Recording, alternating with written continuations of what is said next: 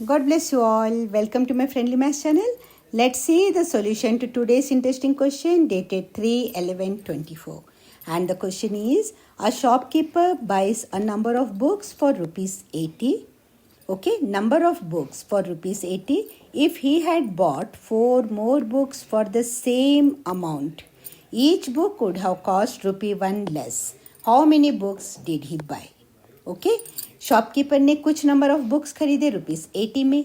अगर टोटल और 4 ज़्यादा बुक्स खरीदते सेम अमाउंट में तो ईच बुक का कॉस्ट 1 रुपया कम हो जाता. तो total how many books did he buy. Okay, let's see how to solve this question. हम मान लेते हैं let the number of books be x. हमें नहीं पता. Okay, so therefore cost of x books पहले हम निकालते हैं. Cost of total books that is x books हम मान रहे हैं टोटल बुक्स को इज इक्वल टू रुपीस 80 हो गया given in the question. Okay, तो इससे क्या हो जाएगा, कॉस्ट ऑफ 1 बुक अगर हमें निकालना है तो वो हो जाएगा cost of 1 book rupees 80 divided by x. Rupees 80 by x हो जाएगा. ये कॉस्ट ऑफ 1 बुक है. अब देखिए क्वेश्चन में दिया है अगर 4 बुक्स और ज़्यादा खरीदते, if 4 more books are bought for the same amount. Okay, तो अगर if 4 more books are bought, if 4 more books are bought, अगर 4 ज़्यादा खरीदते तो टोटल नंबर ऑफ बुक्स कितने हो जाएंगे, that is equal to x plus 4 हो जाएगा total number of books. So cost of x plus 4 books हो जाएगा सेम अमाउंट बोला है. Cost of x plus 4 books भी रुपीस 80 ही हो जाएगा इज इक्वल टू रुपी, क्योंकि सेम अमाउंट में खरीदा है 4 मोर बुक्स. ओके, देयरफॉर अब इसका cost of 1 book in this case, cost of 1 book हो जाएगा rupees 80 divided by x plus 4. Okay, अब क्वेश्चन में दिया है कि अगर 4 more books 4 more books are bought for the same amount तो एक बुक का कॉस्ट जो है वो रुपी 1 लेस हो जाएगा. पहले का कॉस्ट है, एक बुक का कॉस्ट इतना है, दूसरे का एक बुक का कॉस्ट इतना है, means this minus this, okay, is equal to 1. Given in the question, it is given that, direct लिख देती हूँ मैं अब, 80 upon x minus 80 upon x plus 4. Second case में 4 बुक्स ज़्यादा खरीदा तो हम एक बुक की कॉस्ट ले रहे हैं. दोनों ही केसेस में 1 बुक की कॉस्ट को माइनस करेंगे तो वो आ जाएगा, वो कितना कम हो रहा है, 1 रुपये कम हो रहा है. ओके, सो अब क्या हो जाएगा, इसको हम सॉल्व करेंगे. सो अब देखिए सिंपल, हमें यहाँ से 80 into x plus 4 and this one, right. So that is equal to 80 को आप कॉमन ले लीजिए. 80 into 1 upon x minus 1 upon x plus 4 is equal to 1 हो गया, राइट. सो ये हो जाएगा 80 into x plus 4 minus x upon x into x plus 4 is equal to 1. I hope it is clear to you all. देखिए यहाँ LCM है, x into x plus 4 है, already x है तो इस 80 को हमने x प्लस 4 से मल्टीप्लाई कर लिया, राइट. अब इस 80 को हमने x से मल्टीप्लाई कर दिया और 80 को हम पहले कॉमन निकाल देते हैं तो 1 सेम थिंग है. यहाँ पे 1 को हमने x प्लस 4 से मल्टीप्लाई किया, यहाँ हमने इसको किया और नीचे दोनों को आपस में मल्टीप्लाई कर लिया, इज इक्वल टू 1 है, राइट. अब ये प्लस x है, ये माइनस x है, ये दोनों कैंसिल हो जाएंगे.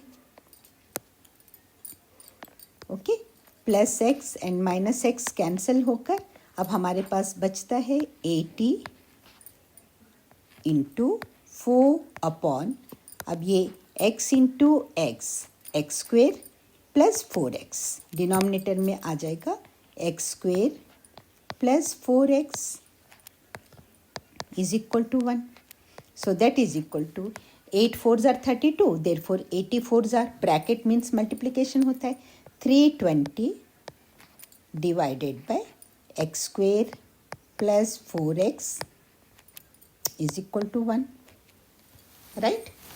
अब इसको सिंप्लीफाई करना बड़ा इजी है. ये एक्स स्क्वेयर प्लस 4x दोनों साइड अगर हम मल्टीप्लाई करते हैं, x square plus 4x multiplied by x square plus 4x से, राइट? तो ये एक्स स्क्वेयर प्लस 4x ये दोनों कैंसिल हो जाएंगे. So 320 is equal to 1 into x square plus 4x is equal to x square plus 4x. So that is equal to 320 is equal to x square plus 4x. I hope it is clear. या तो फिर ये 1/1 है, इसको ऐसे भी multiply कर सकते हैं, राइट? इस इधर ले जाएंगे, डिनोमिनेटर में है, इधर जाएगा न्यूमरेटर में हो जाएगा.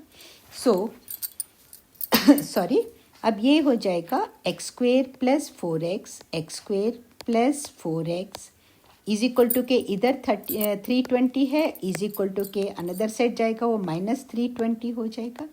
320 इज इक्वल टू 0. अब ये क्वाड्रेटिक इक्वेशन आ गया हमारे पास, राइट? क्वाड्रेटिक इक्वेशन में हम पहले ये देख लेते हैं 320 के फैक्टर्स, जो कि हम माइनस करें तो हमारे पास 4 बचे. ओके, 320 के फैक्टर्स देखिए, बड़े आसानी से आप निकाल सकते हो.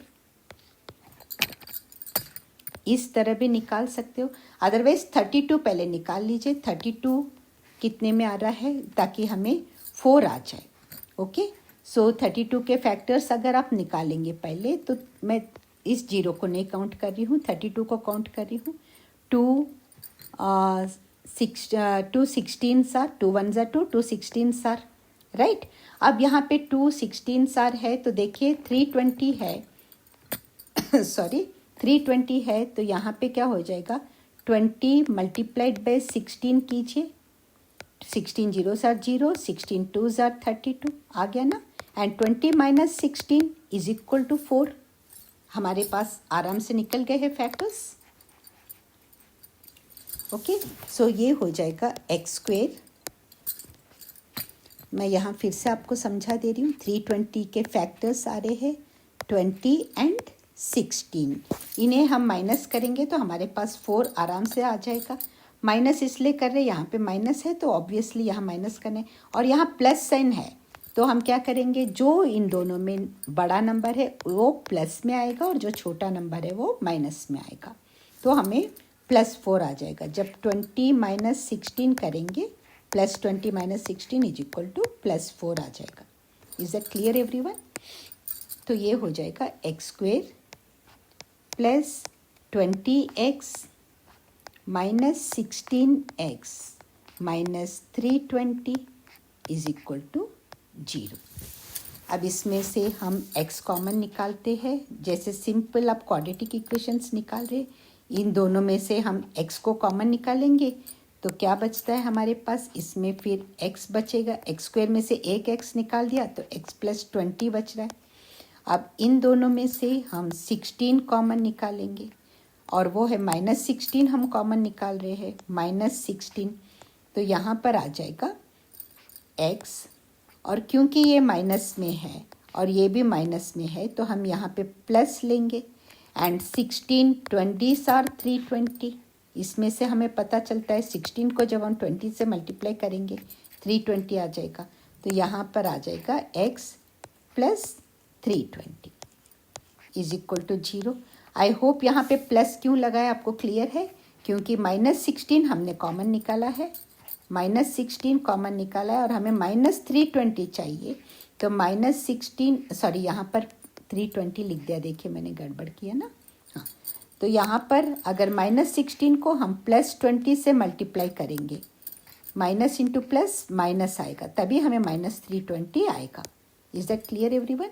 अब देखिए यहाँ पर भी x प्लस 20, इधर भी x प्लस 20, तो इसमें से x प्लस 20 कॉमन निकाल लेंगे तो बचता है x minus 16. Is equal to 0। बस ये सिंपल क्वाड्रेटिक इक्वेशन आ गया हमारा। x के दो वैल्यूज आ जाएंगे। सो इधर x plus 20 is equal to 0 और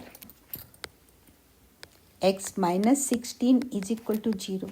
अब इस केस 1 में आता है x is equal to minus 20 और इसमें आ रहा है x इज इक्वल टू 16। क्योंकि ये प्लस 20 है, इधर जाएगा माइनस 20 हो जाएगा, ये माइनस 16 है, इधर जाएगा प्लस 16 हो जाएगा। And number of books can not be in negative, so इसे हम इग्नोर कर सकते हैं। Okay, number of books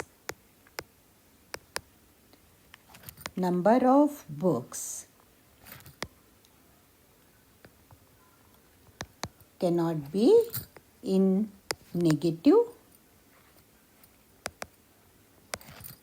negative value or whatever you want you can write. Therefore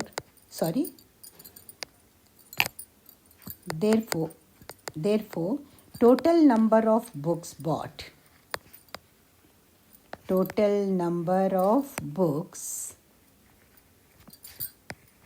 bought is equal to 16।